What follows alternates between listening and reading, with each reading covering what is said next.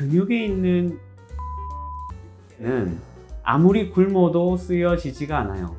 이 뇌 성능 측면에서 본다면은 운동을 통해서 쌓여져 있는 소진하는 거가 엄청나게 중요한 이슈가 되는 거예요. 우리 몸에서 정말로 쓰면 쓸수록 강해지는 것이 바로 근육과 뇌입니다. 네, 참 비슷한 속성을 갖고 있어요. 먹는 것 가지고만 되지는 않습니다. 네.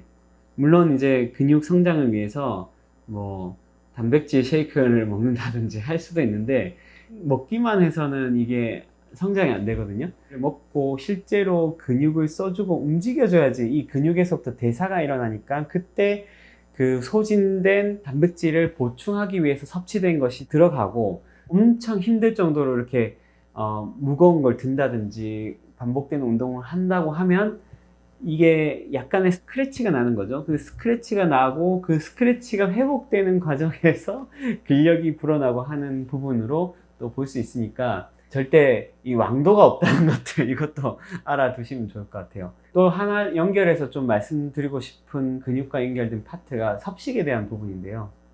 우리 몸과 뇌에서 정말 중요한 에너지원인 포도당을 위해서 이제 당을 섭취했을 때 그 1차적으로 그 당이 이제 세포에서 에너지로 변환이 돼서 이제 소진이 되는데 소진이 되고 남은 것은 첫 번째는 이제 간에 저장이 되거든요. 글리코겐이라는 형태로 이제 간에 저장이 되고 또 그것은 근육에도 저장이 됩니다.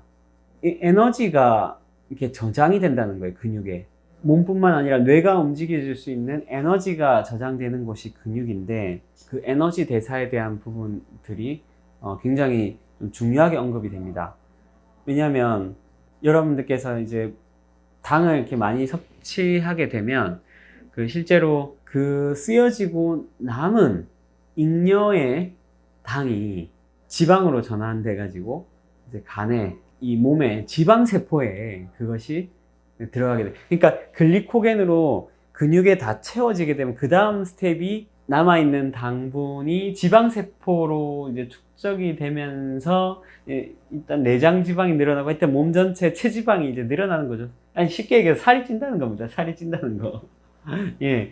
근데 이제 그 몸 안에서 그러한 당의 대사에서 남은 게 문제가 되는 거예요. 남은 게 그 지방세포에 저장이 되는데 충분히 이제 찰만큼 저장이 된 상태에서 계속해서 이게 저장이 되게 되면 염증 반응이 일어나게 됩니다. 그러니까 차곡차곡 쌓아야 되는데 약간 틈새도 생기고 또 거기서부터 나오는 불순물도 생기고 하니까 뭐 활성산소도 나오고 그러면서 그것에 대해서 이제 면역 반응이 일으키는 사이토카인이라는 것도 나와서 역할을 하면서 그때 이제 염증이 나타나는 거거든요.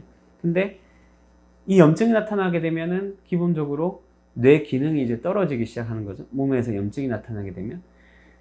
그래가지고 이제 집중력도 떨어지고, 뭐, 기억력도 떨어지고, 브레인 포그 현상, 머릿속에 안개가 낀 것 같은 좀 불편한 상황들이 이제 나타나면서 말하자면은 뇌 성능이 이제 팍 떨어지게 되는 거예요. 그러면 우리가 원하는 그 기능을 하기 쉽지 않겠죠. 자, 여러분들께서 지금 그 다이어트 측면에서 이런 것들을 많이 이제 얘기 들어보신 분들도 계실 텐데요. 실제적으로 몸에 쌓이는 어떤 체지방을 그 연소하기 위해서 뭐 제일 좋은 거는 그 에너지를 좀 적게 섭취하고 많이 움직이는 거가 되겠죠. 네. 그렇게 하면 이제 이 체지방이 연소되는 것으로 이어질 텐데 물론 여기도 수많은 대사가 있고 여러 가지 변수가 있기 때문에 그렇게 심플한 얘기는 아닌 것 같아요. 근데 아무튼 적게 섭취하고 단식을 하게 되면 그만큼 이제 뭐 당연히 소진되게 되겠죠. 쌓이는 이유는 혹시나 모르는 기근 상황을 대비해서 쌓이는 거니까 그 뭐 기근이 됐으니까 써야 되겠죠. 근데 이제 근육에 있는 이 글리코겐은 아무리 굶어도 쓰여지지가 않아요. 이게 포인트예요. 이 얘기하고 싶은 거예요. 그러니까 근육에 쌓여진 그 당이 변환돼서 쌓여진 글리코겐은 그러니까 굶는다고 해서 소진이 되지 않는다. 쌓여진 상태에서 근육 안에 근육 세포에 있는 미토콘드리아가 그 그것을 ATP로 변환을 해서 소진을 해야 그 글리코겐 자체가 이제 쓰여지기 때문에 이것은 운동을 해야, 근육을 쓰는 운동을 해야지 쓰여집니다. 이거는 이제 직접적으로 체중이 주는 거하고는 조금 다를 수 있어요. 그게 이슈가 좀 다를 수 있어요. 체중이 주는 거는 이제 운동보다는 사실은 식사 관리 쪽이 좀 더 중요한 것 같아요. 근데 뇌 성능 측면은 우리가 얘기하잖아요. 브레인 트레이너가. 이 뇌 성능 측면에서 본다면은 운동을 통해서 쌓여져 있는 글리코겐을 소진하는 거가 엄청나게 중요한 이슈가 되는 거예요. 그래서 이게 근육에 글리코겐이 소진됐을 때, 그럼 어떻게 되겠어요? 이제 이 체내에 그 여분의 당이 생길 가능성이 조금 줄어들겠죠? 왜냐하면 근육에 다시 쌓이니까. 그러면서 이제 아까 말씀드렸던 염증 반응이 일어난다든지 여러 가지 부작용이 일어나는 것을 막을 수 있겠죠. 그리고 또 운동을 통해서 근육의 양이 늘어난다고 하면 그만큼 저장할 수 있는 글리코겐의 양도 늘어날 수가 있습니다. 그러다 보니 근육 향상은 기본적으로 대사작용의 활성화뿐만 아니라 뇌기능 활성화하고도 그쪽 측면에서도 와, 이게 영향이 있구나라는 것을 아시면 좋을 것 같아요. 예. 이런 부분들을 이제 여러분들께서 참고하시면은 추후에 여러 가지 건강 관리 측면에서도 굉장히 요긴한 정보가 되실 것 같아요.